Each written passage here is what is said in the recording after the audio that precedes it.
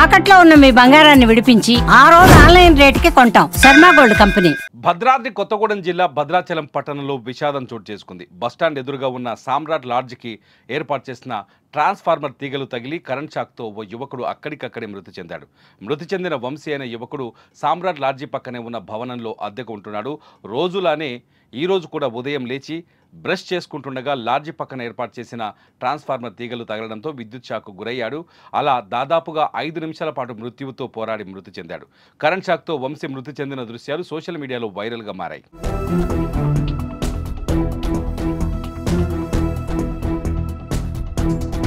మరోపక్క సామ్రాట్ లాడ్జ్ ముందు మృతుడి కుటుంబ సభ్యులు ఆందోళనకు దిగారు.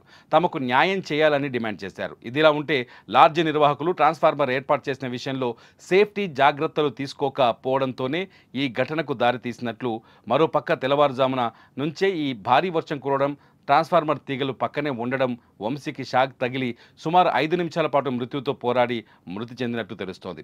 మృతుడు పట్టణంలోని ఓ ప్రైవేట్ హాస్పిటల్లో కాంపౌండర్గా పనిచేస్తున్నట్టు సమాచారం. మృతుడు ములుగు జిల్లా వాజేడు మండలం జగన్నాథపురం గ్రామ నివాసిగా గుర్తించారు.